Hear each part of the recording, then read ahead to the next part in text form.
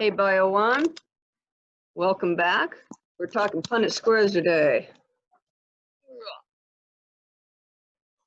Never give up, Mr. Harrison, never give up. Well, thank you. We might have to push this back a little bit in order to Oh, I was just trying to get it to where we can see your board. yeah, see more of the board. Hopefully that shows up. You may recall from the video that you watched from Crash Course, Hank Green mentioned Gregor Mendel, the Austrian monk, who is oftentimes thought of as the father of genetics.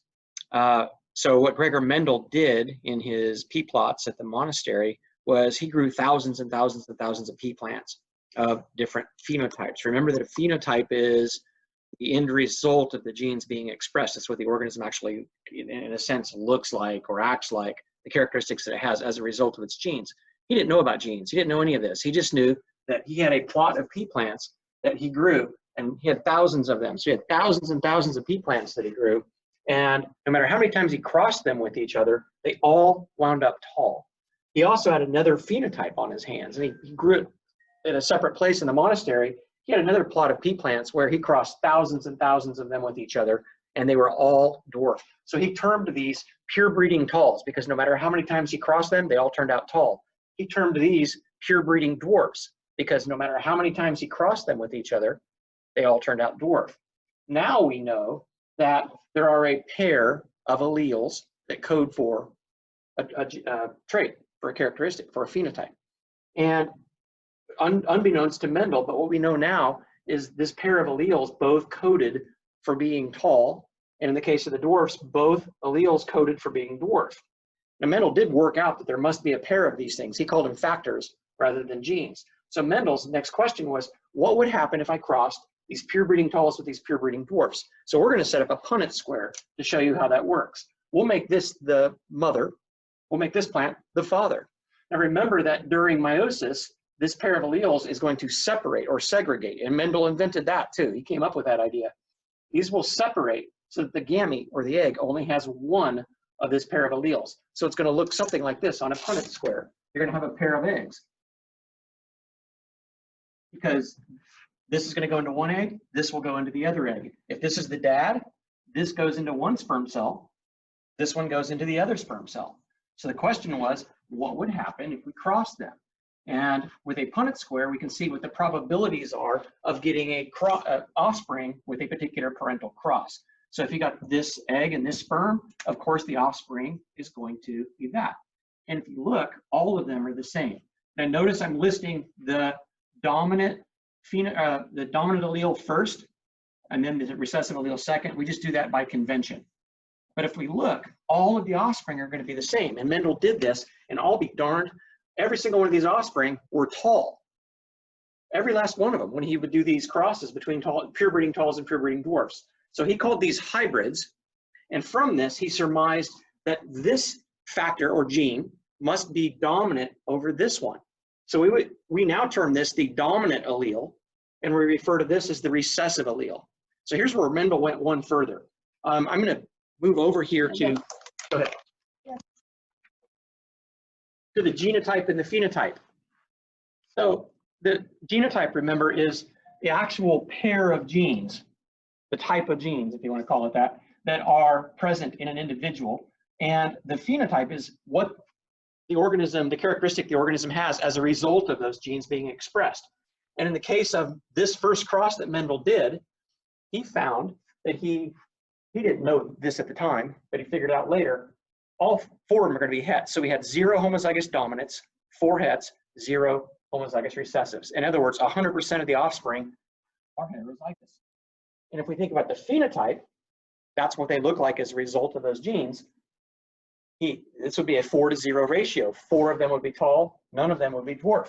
All 4 of these are tall. So that's the phenotypic ratio. In other words, 100% are tall. Now here's where Mendel got tricky. Mendel said, what in the heck is going to happen if I take these offspring and cross them with each other? So let's do it. So I'm going to erase these sperm cells, remember, empty sperms, and I'm going to take one of these offspring and one of these offspring, and we're going to cross them with each other. So if you think about it, if this is the mom, that means 50% of her eggs are going to have this form of the gene, that allele, and half of her eggs are going to have this one. So we got 1/2 and 1/2. Half of our eggs are this, half are that. And dad, if dad is this genotype, then half of his sperm cells are going to have that allele. Half of his sperm cells are going to have this allele. So his question is, what if I do this heterozygous cross? He called it a hybrid cross. And if we look, this sperm and this egg, voila, homozygous dominant. This sperm and this egg, heterozygous. This sperm and this egg, heterozygous. This sperm and this egg, homozygous recessive. So if we go over and we look at our genotypic and phenotypic ratios from this cross, we see that we have one of the individuals is homozygous dominant. Two of the individuals are heterozygous, and one of the individuals is homozygous recessive. If we look at the phenotypic ratios, this one is tall, this one is tall. Remember, this one is the recessive allele, it's just kind of shut off. This one is tall, and this one is dwarf. So the phenotypic ratio is we get 3 of the dominant phenotype, in this case tall, and 1 of the recessive phenotype. Mendel saw this. He said it was a 3-to-1 ratio or a 3/4 to 1/4 ratio. And he went, aha, I understand how basic genetics works now. And he was correct. What are you going to add, Ms. Graham? What did I leave out? Oh, yeah, there we go.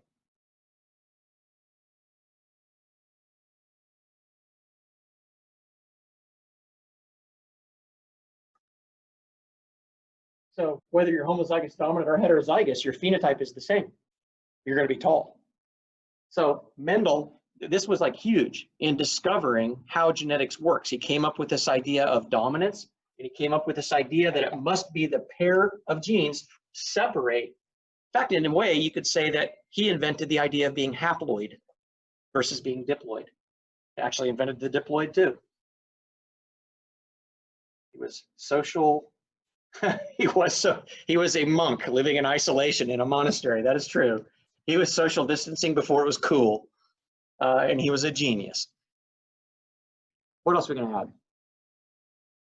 Does that cover a basic Punnett square, do you think?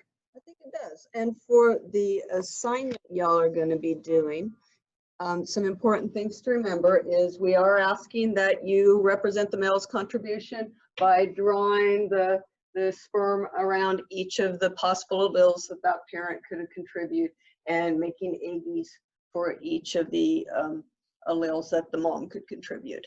So you're going to be doing a series of these to look at some simulated kitty cat mixes. And the other part to add is you will be doing the genotype and phenotype.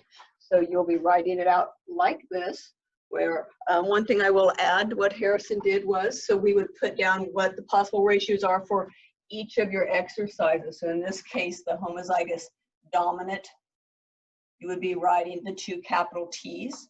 The heterozygous dominant, you would put your capital T lowercase t, and your homozygous recessive, the 2 lowercase t's. And look how we got kind of a little swerve going on those t's, because if you start doing a lot of messy of these, after a while it's hard for us to tell if you've got a capital or a lowercase. So please do remember the cursive rule, or putting a little bit of, oh, blue doesn't erase so easy. All right, moving on. And then for the phenotype ratio, you're going to be writing out what that phenotype was. So in this case, the T is for tall. And you're always going to start with the dominant. So the letter you write down here should match the letters in your Punnett square. So check for that. And then was dwarf. And again, that doesn't match up. So we could see that it's in the right place because we put the recessive trait second. We got it? Yep, that's it. So distance, high five. Try again. Okay, good job. Good job, us. Yay. All right. Have fun, everybody.